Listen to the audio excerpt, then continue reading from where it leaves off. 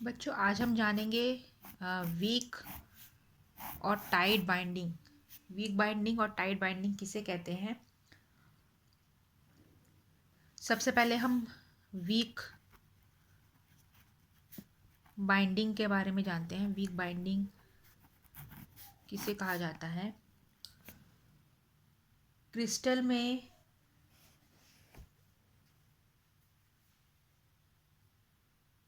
इस बाइंडिंग में जो क्रिस्टल का पोटेंशियल होता है वो बहुत ही कमज़ोर और दुर्बल माना जाता है।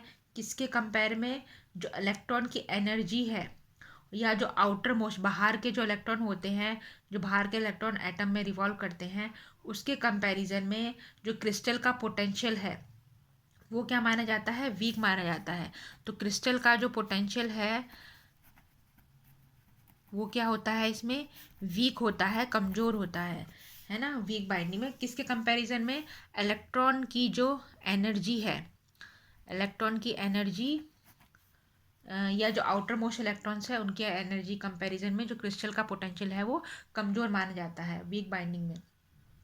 तो इस ऐसी बाइंडिंग्स में क्या होता है, इस दूसरे शब्दों में ऐसा कह सकते हैं कि जो वीक बाइंडिंग होती है आउटर मोस्ट इलेक्ट्रॉन्स की आयन कोर के साथ। आउटर मोस्ट इलेक्ट्रॉन मतलब जो बाहर के जो इलेक्ट्रॉन्स है, सपोज ये न्यूक्लियस है, जो बाहर के इलेक्ट्रॉन्स हैं ये क्या हो गए, आउटर मोस्ट हो गए बाहर के इलेक्ट्रॉन। और जो अंदर के हैं वो क्या हो गए, कोर। उसे क्या बोलते हैं, कोर, है ना, आयन का जो कोर है। इसका मतलब ये हो गया, जो ये आयन कोर के जो इलेक्ट्रॉन्स है, कोर इलेक्ट्रॉन्स है, और बाहर के जो इलेक्ट्रॉन्स है, इनके बीच में जो बाइंडिंग होती है वो क्या होती है, कमज़ोर होती है, वीक होती है।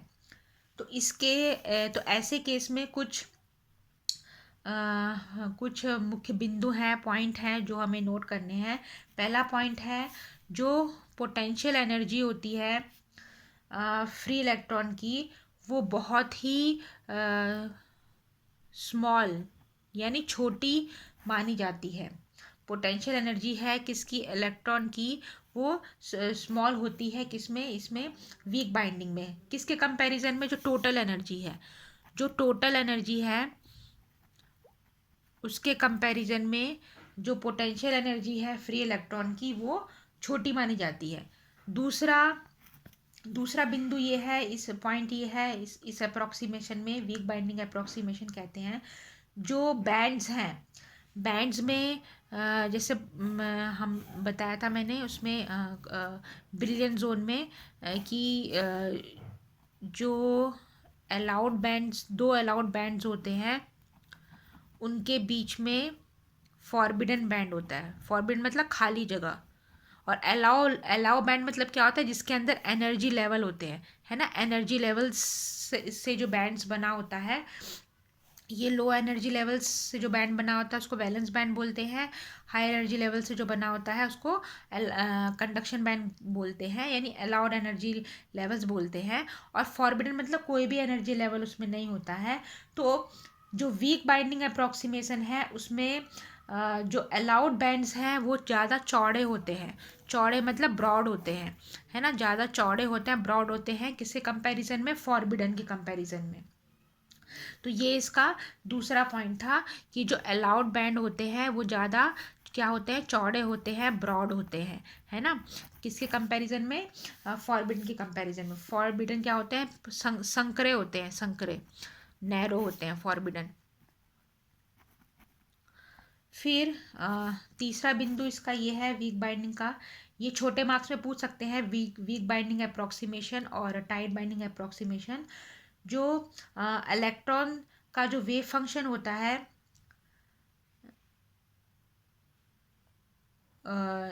मीन्स जो वेव फंक्शंस होता है इलेक्ट्रॉन्स का,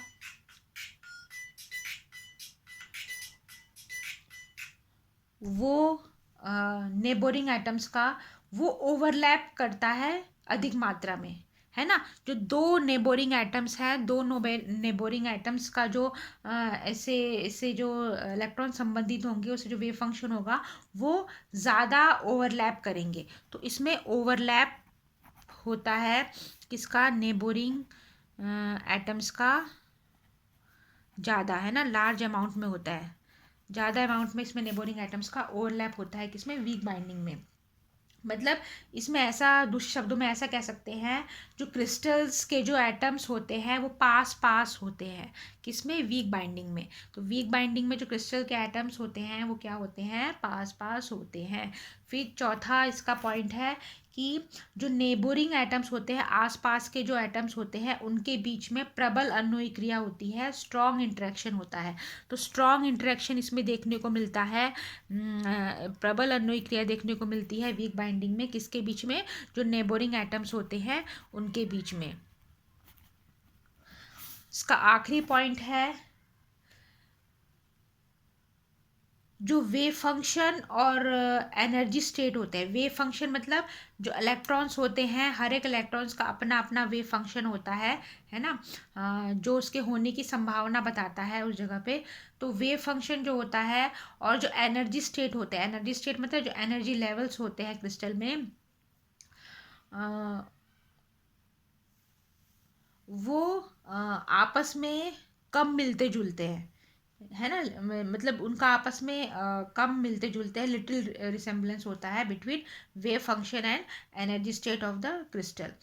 सो ये तो था वीक बाइंडिंग अप्रोक्सीमेशन के बारे में। इसी तरीके से है टाइट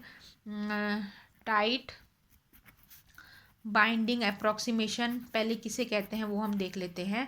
टाइट बाइंडिंग अप्रोक्सीमेशन में वीक में जैसे कमज़ोर अन्योयी क्रिया होती है, इंटरेक्शन होता है बिटवीन इनर कोर, अंदर के जो इलेक्ट्रॉन्स होते हैं, और बाहर के। लेकिन जो टाइट बाइंडिंग अप्रोक्सीमेशन होता है, इसमें इलेक्ट्रॉन्स हैं वो टाइटली टाइटली बाउंड होते हैं है ना, एटम्स के साथ, जिसके साथ वो बिलोंग करते हैं। मतलब मतलब वो अपने जो नेबोरिंग एटम्स होते हैं, आसपास के जो एटम्स होते हैं, उसके साथ कम अन्योयी क्रिया करते हैं, है ना, वो, लेकिन वो अपने खुद के एटम के साथ, जिस एटम के अंदर इलेक्ट्रॉन है, तो इलेक्ट्रॉन अपने एटम के साथ टाइटली बाउंड रहता है, और पड़ोसी के जो आसपास के एटम्स होते हैं उससे कम अन्योयी क्रिया करता है, कम इंटरेक्ट करता है। तो ऐसे इंटरेक्शन को क्या कहते हैं, टाइट बाइंडिंग अप्रोक्सीमेशन कहते हैं। तो इसकी क्या विशेषताएं हैं। तो टाइट बाइंडिंग अप्रोक्सीमेशन में जो पोटेंशियल एनर्जी होती है इलेक्ट्रॉन की, वो लगभग बराबर होती है पूरे क्रिस्टल की जो पोटेंशियल एनर्जी है। मतलब जो इलेक्ट्रॉन की पोटेंशियल एनर्जी है और पूरे क्रिस्टल की जो पोटेंशियल एनर्जी है, वो क्या होती है, लगभग बराबर होती है, इक्वल होती है। दूसरा होता है, इसमें जो फॉरबिडन जो बैंड गैप होता है, वो ज़्यादा चौड़े होते हैं। वीक में क्या था, नैरो होते हैं, पतले होते हैं। इसमें क्या होता है, फॉरबिडन बैंड चौड़े होते हैं, और अलाउड बैंड क्या होते हैं, संकरे होते हैं।